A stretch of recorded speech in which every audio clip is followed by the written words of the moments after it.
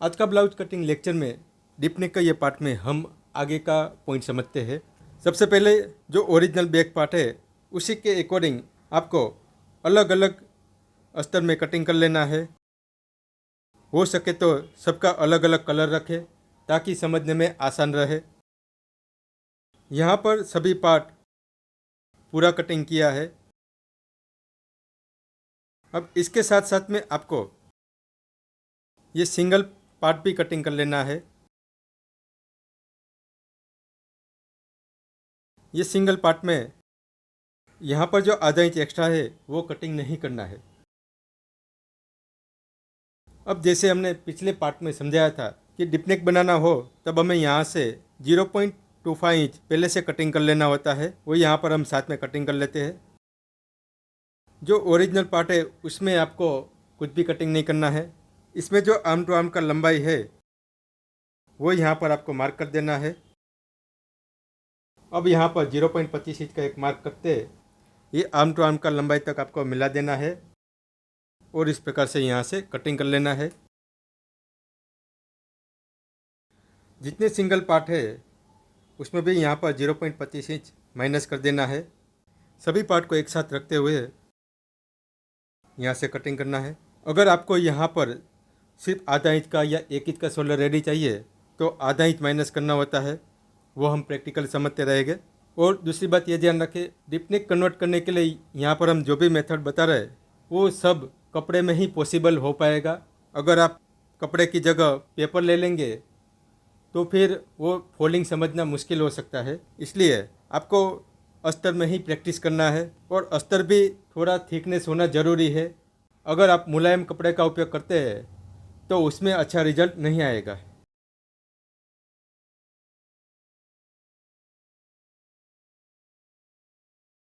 अब ये basic back part है। अब इसमें हमें राउंड नेक कटिंग करना है।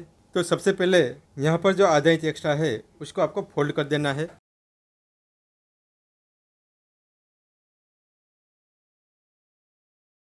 अब इसी पार्ट के अकॉर्डिंग ये पार्ट कटिंग हुआ होता है। ये मेन बैक पार्ट है और ये ऊपर वाला पार्ट से हम इसको कन्वर्ट करेंगे। अब सबसे पहले हमें ये डिसाइड करना होता है यहाँ पर जो शोल्डर पार्ट है वो कितना इंच रेडी चाहिए, 2.5 इंच चाहिए, 2.25 इंच चाहिए, 3 इंच चाहिए। तो उसके लिए पहले यहाँ पर 0.25 1 पॉइंट सिलाई का मार्जिन छोड़ना है। अब यहाँ पर हम 2.5 इंच शोल्डर रेडी रखेंगे। तो जितना शोल्डर आपको रेडी चाहिए वही यहाँ पर मार्क करना है और उसके बाद मार्जिन का अलग से मार्क ऐसा कुछ भी नहीं करना है। अब दूसरा पॉइंट यहाँ पर समझे, बैक टक्स का पॉइंट है वहाँ पर आप एक सीधा लाइन कर दीजिए और बैक टक्स पॉइंट से अंदर की तरफ 1 इंच पर एक मार्क कर दीजिए। अब आपको यह डिसाइड करना है कि आपको गला कितना रेडी चाहिए, जैसे 10, 11, 12 जो भी चाहिए वो यहाँ पर आपको मार्क कर देना है। जैसे हम यहाँ पर 11 इंच का नेक रेडी रखेंगे तो यहाँ पर आपको जो रेडी चाहिए वही मार्क करना है। अब ये मार्क से ये मार्क को मिलाते हुए एक सीधा मार्क कर दीजिए। अब यहाँ पर हमें राउंड नेक बनाना है तो आप यहाँ पर राउंड नेक का ड्रॉ कर दीजिए। टक्स लगने के बाद, सिलाई होने के बाद कस्टमर पहनेगा तो यही शेप रेडी चाहिए। तो इसको किस प्रकार से कटिंग करना है वो समझना है। सबसे पहले आप यहाँ पर ये समझे कि राउंड नेक की शुरुआत कहाँ से हुई है, ये पॉइंट से, यानी यहाँ से राउंड नेक का शुरुआत हुआ है। ज़्यादा से ज़्यादा फोल्डिंग यहाँ से शुरू हो रहा है। अब हमें यहाँ से अंदर की तरफ आपको एक मार्क कर देना है। अंदर की तरफ आप कम से कम 2.5 इंच तक मार्क कर सकते हैं, आप उससे भी अंदर कर दीजिए, कोई दिक्कत नहीं है। ध्यान रखें ये जो मार्क किया है वो हमें रेडी चाहिए, इसलिए हमें वही कटिंग करना है। अब हम यहाँ पर ये ऊपर वाला पार्ट को कटिंग कर देते हैं। जहाँ से ये गोलाई शुरू हुई है वहीं से आपको इसको कटिंग कर देना है। अब हमें ये 1.25 इंच का टक्स को प्रेस कर देना है। आपके पास स्टीम प्रेस नहीं है तो उसको कच्चा सिलाई कर दीजिए।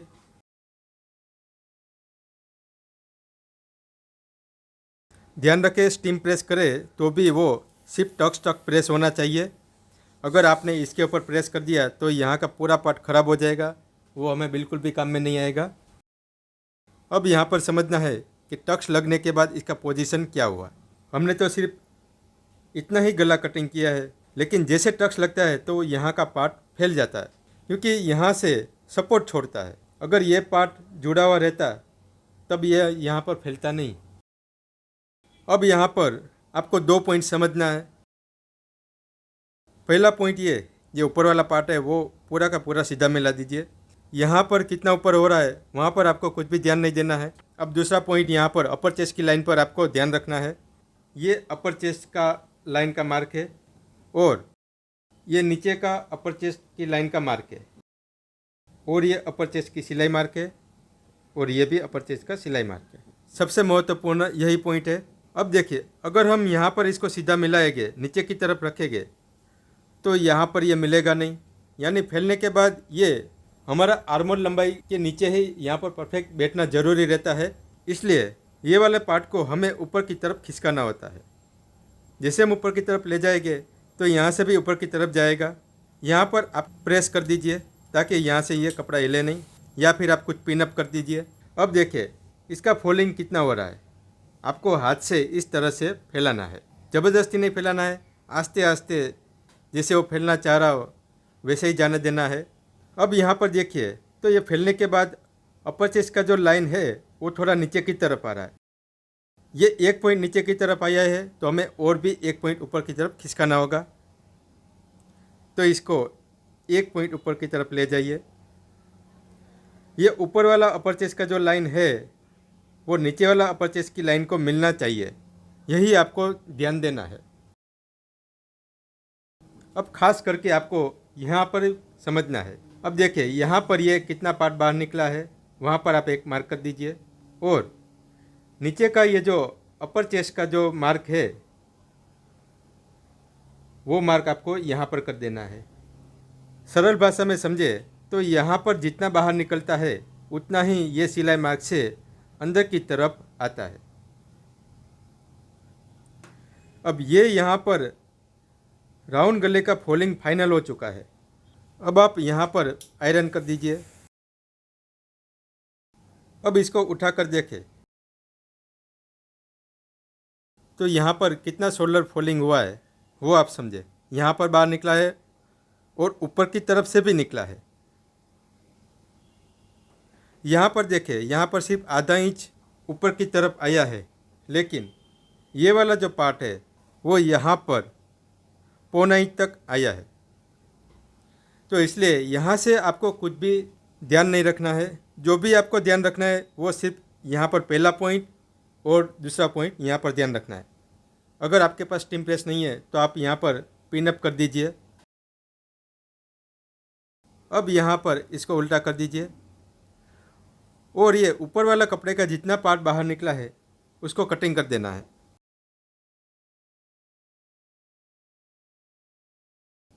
अब जहाँ पर अपर चेस्ट का पॉइंट है, जो सिलाई मार्क है, वहाँ पर आपको एक कट कर देना है, और यहाँ का जो कटिंग है वो आपको ऐसे नहीं करना है। इसके लिए आपको पहले सीधा कर देना है, और ये जो पार्ट बाहर निकला है वहाँ से मिलाते हुए नीचे की तरफ कमर का जो शेप है वहाँ स्केल को रखते हुए आपको इस तरह से सीधा मार्क कर देना है, और इसी को ही कटिंग करना है। और यहाँ पर जो सिलाई मार्क बना है वहाँ से स्केल को रखते हुए कमर का जो सिलाई का नाप है वहाँ तक मिला देना है। यानी अब जो सिलाई लगेगी वो अंदर की तरफ लगेगी। पहले वाला जो सिलाई मार्क था अब वो कैंसिल हो जाएगा। अब यहाँ पर वापस 0.25 1 पॉइंट मार्जिन का मार्क कर देना है, और वहाँ से हमें जितना शोल्डर रेडी चाहिए 2.5 इंच, तो 2.5 इंच पर मार्क कर देना है। अब यही मार्क को यहाँ तक आपको मिला देना है, और इसी को ही हमें कटिंग कर देना है। तो अब देखिए टक्स लगने के बाद हमें जो गला रेडी चाहिए वो भी मिल जाता है, और इसका जो शोल्डर फोल्डिंग है वो भी ओरिजिनल जगह पे यहाँ पर रुक जाएगा। ये जो कटिंग हुआ है वो सिलाई मार्क है।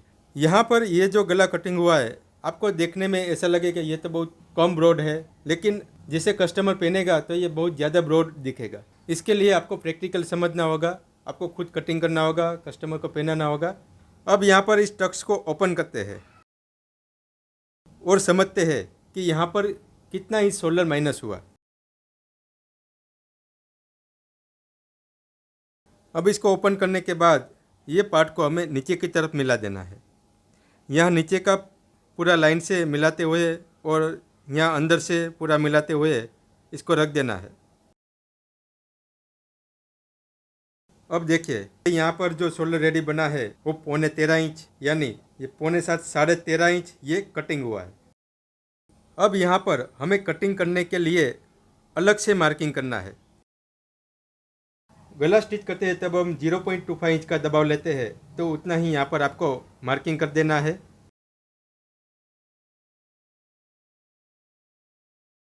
अब ये जो मार्क हुआ है वो हमें कटिंग करना है, यानी सिलाई लगने के बाद वो फाइनल फोल्डिंग होता है। इसलिए यहाँ पर ऊपर वाला पार्ट में हमने सिलाई के लिए एक्स्ट्रा मार्जिन नहीं रखा था। अब हमें ऊपर की तरफ आधा इंच शोल्डर एक्स्ट्रा रखना है जो हमने पहले से रखा था।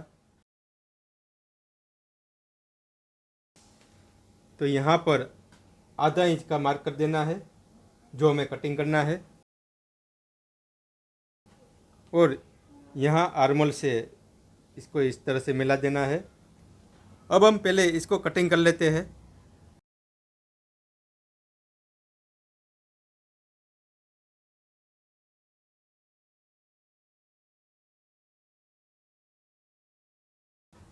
अब यहाँ पर देखें, शोल्डर भी माइनस हुआ, ऊपर की तरफ से भी माइनस हुआ, और साइड में यहाँ पर अपर चेस्ट का पार्ट भी माइनस हुआ। कस्टमर ये जब पहनेंगे तो यहाँ से भी ढीला नहीं होगा, गला भी ढीला नहीं होगा, और शोल्डर भी सही जगह पे रुक जाएगा। अब हमें यहाँ पर एक और पॉइंट समझना है। यहाँ पर हमें 0.25 इंच माइनस कर देना है। यहाँ पर सिलाई मार्क है, वो मार्क को मिलाते हुए ही हमें इसको माइनस करना चाहिए। ये आपको हर डीप नेक में माइनस करना है। और साथ में यहाँ पर आपको ये भी ध्यान रखना है, यहाँ का जो पार्ट है वहाँ पर कभी भी कोना नहीं आना चाहिए। अगर आप इस प्रकार से कटिंग करते हैं तो यहाँ पर ट्रायंगल जैसा कोना हो जाता है। इस तरह का कटिंग कभी भी नहीं होना चाहिए। ज़्यादा से ज़्यादा हम स्क्वायर कटिंग कर सकते हैं, लेकिन स्क्वायर से अंदर की तरफ कटिंग नहीं करना चाहिए। यानी अगर आपने इस प्रकार से कटिंग कर दिया तो इससे एक फ़ायदा होगा कि शोल्डर नहीं गिरेगा, गला सही से बैठेगा, लेकिन इसका दूसरा जो नुकसान है वो ये पॉइंट वो यहाँ पर कभी भी नहीं बैठेगा। जैसे यहाँ पर इसको 0.25 इंच माइनस कर दिया, और जब हम इसका सिलाई करेंगे तब यहाँ का जो पार्ट आप देखें तो एकदम अंदर की तरफ इसका गोलाई होगा। इस प्रकार का अगर पॉइंट होता है तो समझ लेना है कि ये बॉडी पे कभी भी नहीं बैठेगा। जैसे यहाँ पर आपने अंदर की तरफ इस तरह से कटिंग कर लिया। अब ये दोनों पार्ट को सिलाई करते हुए आप देखें तो यहाँ पर आर्मोल की तरफ से ये बाहर निकल रहा है, तभी आपको समझ जाना है कि ये फिटिंग कभी भी नहीं आएगा। अब यहाँ पर हमें एक और पॉइंट समझना है। कस्टमर का यहाँ पर कितना भी शोल्डर स्लोप हो तो भी हमने यहाँ पर जो 0.25 इंच कटिंग किया है, हर किसी में हम सिर्फ 0.25 इंच ही कटिंग कर सकते हैं। यहाँ पर अगर आप आधा इंच कटिंग करेंगे तो यहाँ से कोना बनना शुरू हो जाएगा। इसलिए यहाँ पर हमने 0.25 इंच माइनस किया है। बाकी का काम हमें स्टिचिंग में करना होता है, और ये स्टिचिंग भी कैसे करना है उसके लिए भी हम अलग अलग पार्ट बना चुके हैं। उसी के अकॉर्डिंग आपको स्टिचिंग करना है। ये फाइनल डीप नेक कटिंग हो चुका है। अब सिलाई मार्क यहाँ पर होगा।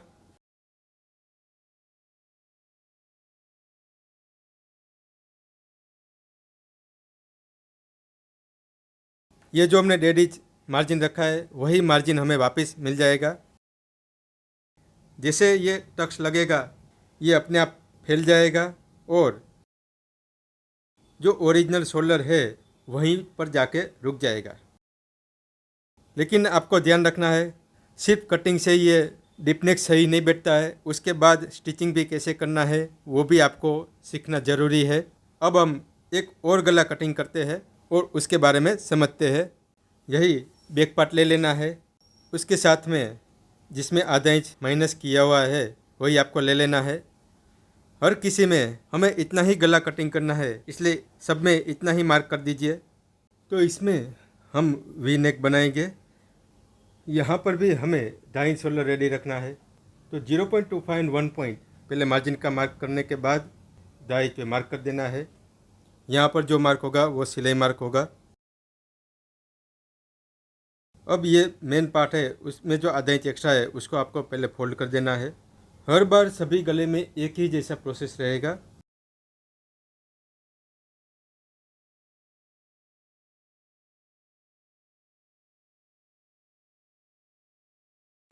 ये वी नेक हमें रेडी चाहिए। अब यहाँ पर हमें यह ढूंढना है कि इसका फोल्डिंग की शुरुआत कहाँ से होगी। तो यहीं से ये गले का फोल्डिंग होना शुरू होता है, इसलिए यहाँ से हमें अंदर की तरफ ऐसे मार्क कर देना है। आप यहाँ मिनिमम 2.5 इंच तक इसको मार्क कर सकते हैं। अब यही मार्क को हमें कटिंग कर देना है। अब ये टक्स को प्रेस कर देना है, या तो फिर आप कच्चा सिलाई लगा दीजिए।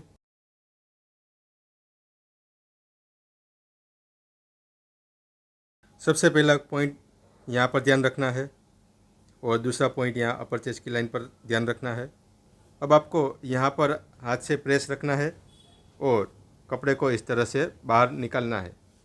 इस प्रकार से आप बाहर निकाल देंगे, तब यहाँ पर आपको एक मार्क कर देना है। देखिए यहाँ पर ये जितना कपड़ा बाहर निकलेगा उतना ही यहाँ पर अंदर की तरफ आएगा। तो ये जो सिलाई मार्क है और यहाँ पर ये सिलाई मार्क बन गया। अब आपको यहाँ पर स्टीम प्रेस से इस प्रकार से आयरन कर देना है। टक्स लगने के बाद, गला कटिंग करने के बाद ये जितना फोल्डिंग होना चाहिए वो उतना हो चुका है। अब यहाँ पर ये सिलाई मार्क को कमर का नाप के साथ मिलाते हुए मार्क कर देना है और ये जो कटिंग मार्क है वो यहाँ पर बाहर की तरफ मार्क कर देना है। अब पीछे की तरफ देखें तो शोल्डर भी बाहर निकला है और गला भी ऊपर की तरफ से बाहर निकला है। ये जो एक्स्ट्रा पार्ट है वो हमें कटिंग कर देना है। यहाँ से आपको इस तरह से डायरेक्ट नहीं कटिंग करना है, उसका आपको ध्यान रखना है। जो हमने मार्क किया है वही मार्क से कटिंग करना है। इस तरह से फोल्डिंग होने के बाद यहाँ पर अपर चेस्ट का नाप भी मिल जाता है ताकि यहाँ पर क्रीज ना आए। अब यहाँ पर हमें 2.5 इंच रेडी चाहिए, तो पहले मार्जिन का मार्क कर देना है और उसके बाद 2.5 इंच रेडी का मार्क कर देना है और यही मार्क को यहाँ पर आपको मिला देना है। यहाँ पर आपको एक बात का और ध्यान रखना है, ये टोटल जितना नाप बना है, जैसे 3 में 1 पॉइंट कम है तो उतना ही नाप यहाँ पर होना ज़रूरी है, इससे कम नहीं होना चाहिए। तो इस तरह से आप यहाँ पर मार्क कर सकते हैं। जैसे ऊपर जितना नाप हो उससे ये पार्ट ज़्यादा हो उसमें फिटिंग अच्छा रहता है, लेकिन ऊपर वाला पार्ट ज़्यादा हो, नीचे वाला पार्ट यहाँ बीच से कम हो तो यहाँ पर क्रीज आने की समस्या शुरू हो जाती है। अब ये वाला पार्ट हमें कटिंग कर देना है। अब जैसे राउंड नेक में हमने यहाँ से 0.25 इंच माइनस किया था, वो यहाँ पर आप पहले से भी कर सकते हैं।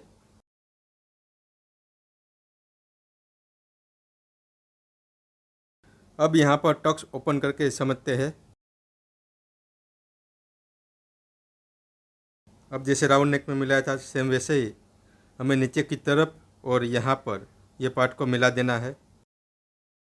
वी नेक बनाया तो यहाँ पर इसका फोल्डिंग किस प्रकार से हुआ वो समझ में आ जाएगा। यही वी नेक को नीचे की तरफ से और भी कटिंग करेंगे।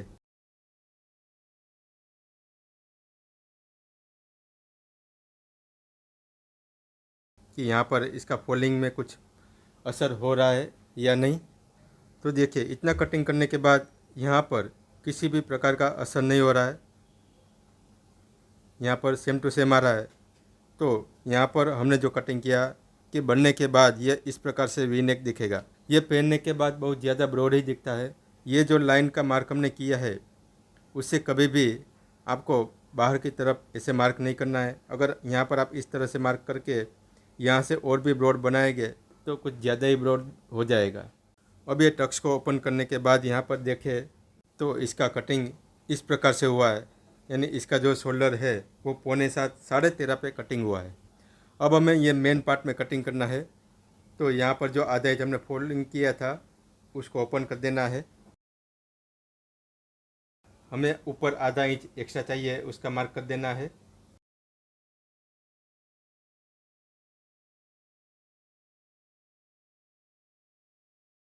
और हर जगह पे आप 0.25 इंच का मार्किंग करने के बाद इसको कटिंग करें।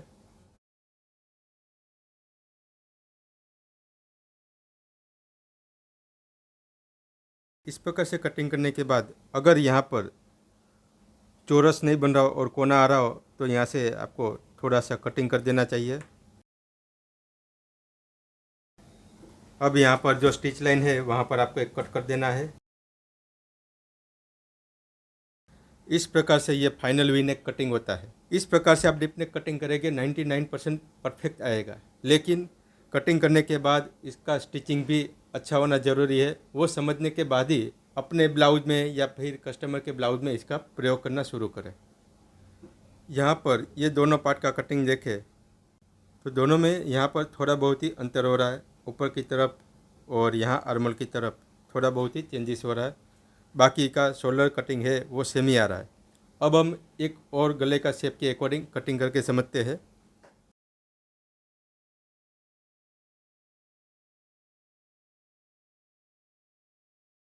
अब इसमें हम डायमंड नेक बनाएंगे। तो सबसे पहले यहाँ पर मार्जिन का मार्क कर देना है 0.25 एंड 1 पॉइंट। अब उसके बाद दाएं शोल्डर रेडी रखना है, तो दाएं शोल्डर का रेडी मार्क कर देना है। यहाँ पर दाएं पे मार्क कर दीजिए। अब यहाँ पर हमें जितना गला कटिंग करना है तो उतना ही यहाँ पर मार्क कर देना है। अब यहाँ पर ये डायमंड शेप करना है, तो यहाँ पर आप मिनिमम 2.5 इंच का मार्क करें और इस प्रकार से ये सीधा मार्क कर देना है। यानी अभी यहाँ पर जो शेप दिख रहा है वो बनने के बाद इसी प्रकार से दिखेगा। अगर आपको ऐसा लगता हो हमें थोड़ा अंदर की तरफ शेप चाहिए तो आप पहले से ये मार्क कर दें। जैसे हमने ये ब्लू लाइन किया है उसी प्रकार से आपको डायमंड शेप रेडी चाहिए। अब यहाँ पर हमें समझना है कि इसका फोल्डिंग कहाँ से होगा। जहाँ पर ये कोना बन रहा है वहीं से ये डायमंड नेक का फोल्डिंग होगा। हमें यहाँ से अंदर की तरफ कम से कम ये 2.5 इंच पर आपको मार्क कर देना है। अब हमें पहले इसी को ही कटिंग कर लेना है। अब यहाँ पर टक्स को प्रेस कर देना है या फिर कच्चा सिलाई कर दीजिए।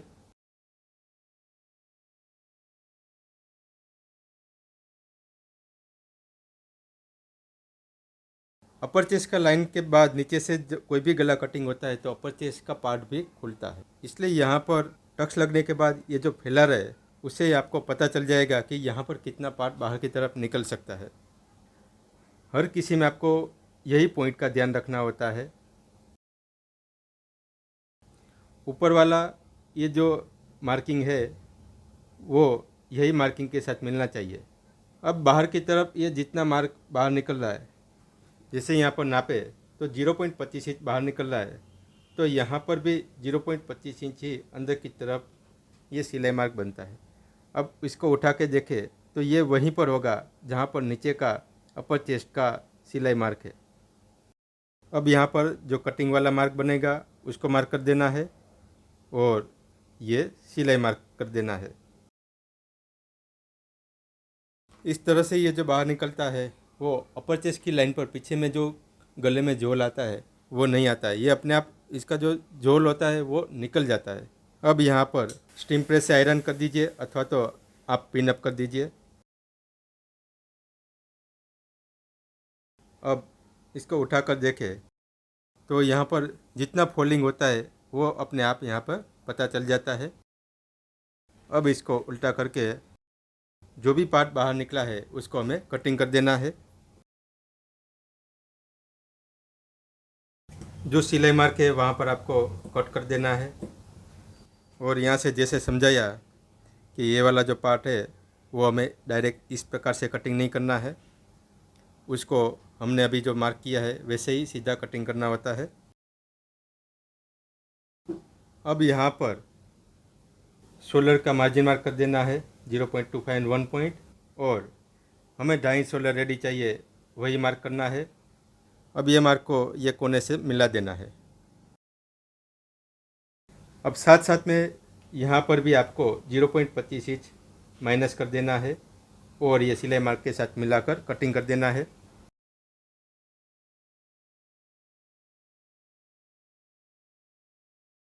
तो देखिए, बनने के बाद इस प्रकार से ये डायमंड नेक दिखेगा। अब इस टक्स को ओपन करके समझते हैं कि इसका फॉलिंग किस प्रकार से आया है।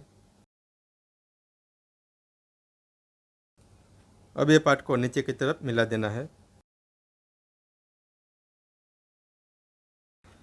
अब यहाँ पर आपको चौरस हो उस प्रकार से चेक कर लेना है। अगर यहाँ पर कोना निकल रहा हो तो उसको कटिंग कर देना है। यहाँ पर आधा इंच एक्स्ट्रा जो फोल्डिंग किया था उसको ओपन कर देना है। अब यहाँ पर आधा इंच एक्स्ट्रा मार्किंग कर देना है। अब हमें सिलाई का मार्जिन यहाँ पर मार्क कर देना है। अगर आपके मन में ऐसा हो कि यहाँ पर हम सिलाई का मार्जिन रखते हुए ये पार्ट में कटिंग करेंगे तो क्या होगा। जब हम सिलाई का दबाव लेते हैं तो 0.25 इंच का मार्जिन का दबाव लेते हैं, तो 0.25 इंच का दबाव जाने के बाद यहाँ पर अंदर का पार्ट और भी ये खुलता है, तो उसके कारण इसका फोल्डिंग भी बाहर की तरफ निकलता है। इसलिए पहले से हमें जो सिलाई मार्क हो वही इसमें कटिंग करना होता है। इस बात का आपको हमेशा ध्यान रखना है।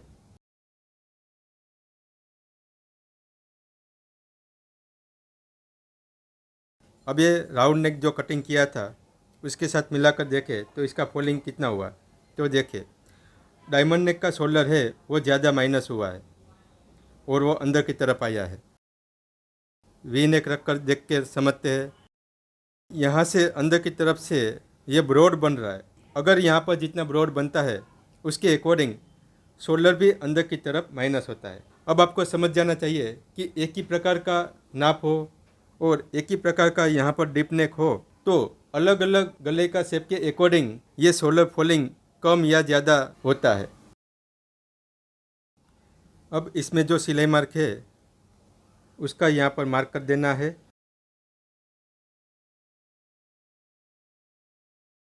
अब हमें जो सिलाई करना है वो अंदर की तरफ करना पड़ेगा।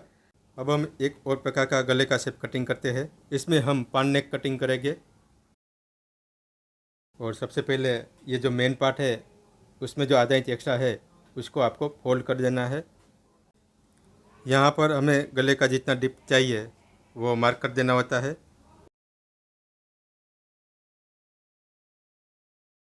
यहाँ पर हमें जो पान शेप रेडी चाहिए वही मार्क करना होता है। तो हमें यह समझना होता है कि यहाँ पर इसकी शुरुआत कहाँ से हुई है। तो यहाँ से इसका जो शेप है वो अंदर की तरफ हमें मार्क कर देना है। अब यहाँ पर टक्स को प्रेस कर देना है।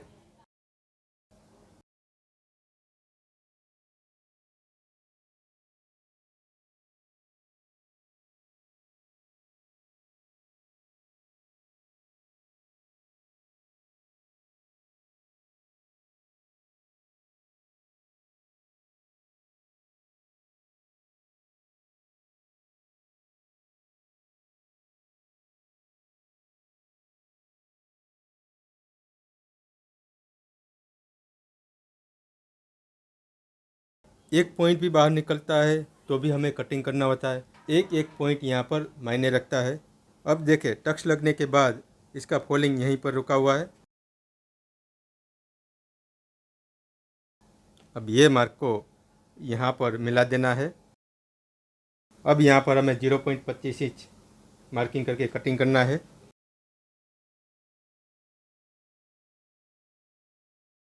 अब इसको ओपन करके समझते हैं।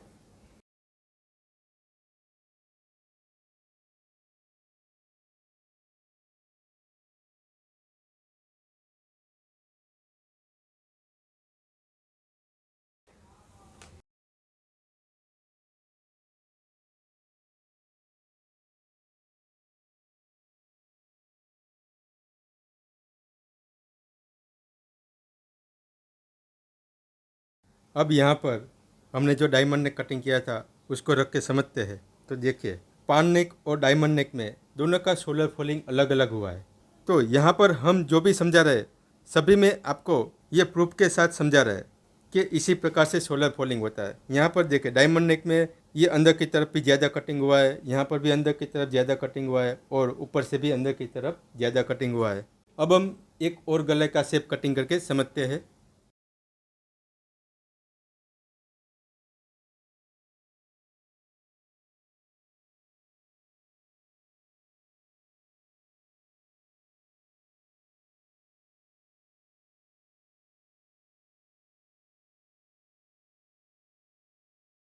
अब यहाँ पर हम मटका शेप का ड्रॉ करेंगे।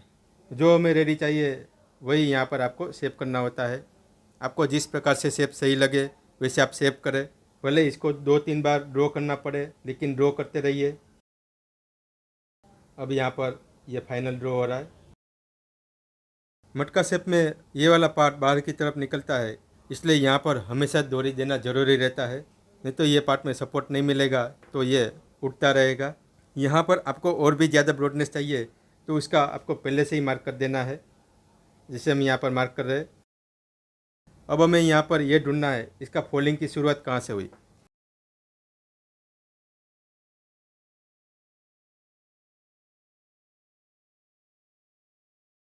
नीचे की तरफ से जो ज़्यादा ब्रॉड हो वहीं से सोलर फॉलिंग की शुरुआत होती है, यह आपको ध्यान रखना है। तो अब हमें यहाँ पर इस प्रकार से इसको कटिंग कर लेना है।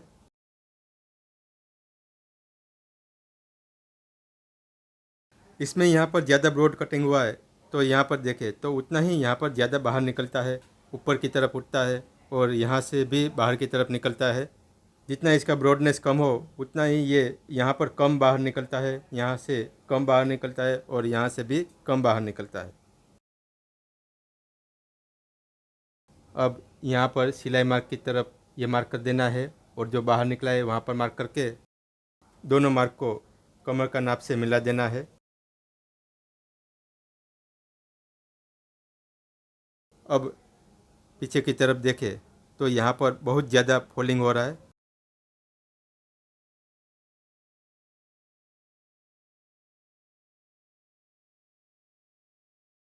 टक्स लगने के बाद ये मटका शेप का फॉलिंग यहाँ पर रुक गया है। अब आपको यहाँ से ये मटका शेप का ये ड्रॉ कर देना है और इसको कटिंग करना है। तो देखिए, बनने के बाद इस प्रकार से ये मटका शेप का लुक आएगा।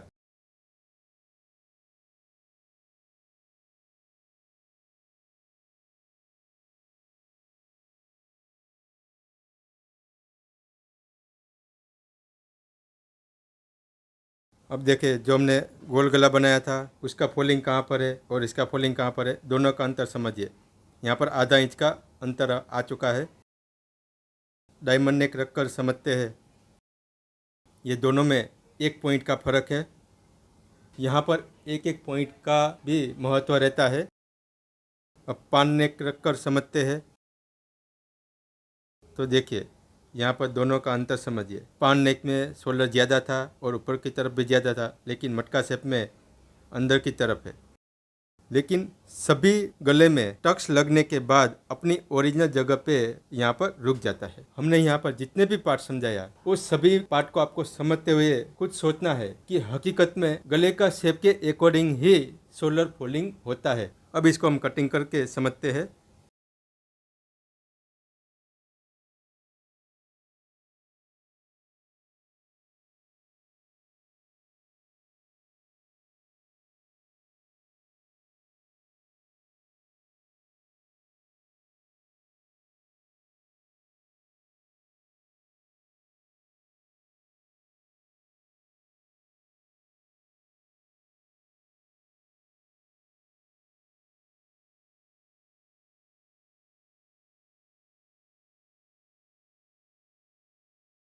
अब सिलाई मार्क यहाँ पर आ जाएगा।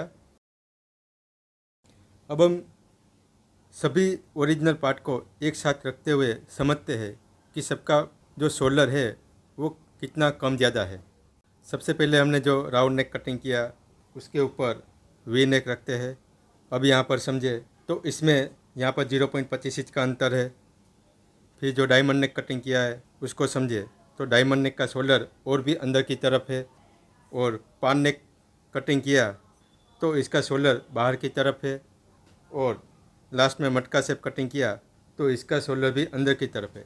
तो अब हमें यही समझना है कि यहाँ पर एक ही प्रकार का बेसिक बैक पार्ट था, एक ही जगह पे यहाँ पर हमने डीप नेक कटिंग किया तो गले का शेप के अकॉर्डिंग सबका शोल्डर यहाँ पर ऊपर से और बाहर की तरफ से कम ज़्यादा हुआ है, और यहाँ पर अपर चेस्ट की लाइन में भी सभी शेप के अकॉर्डिंग यहाँ पर कम ज़्यादा हुआ है।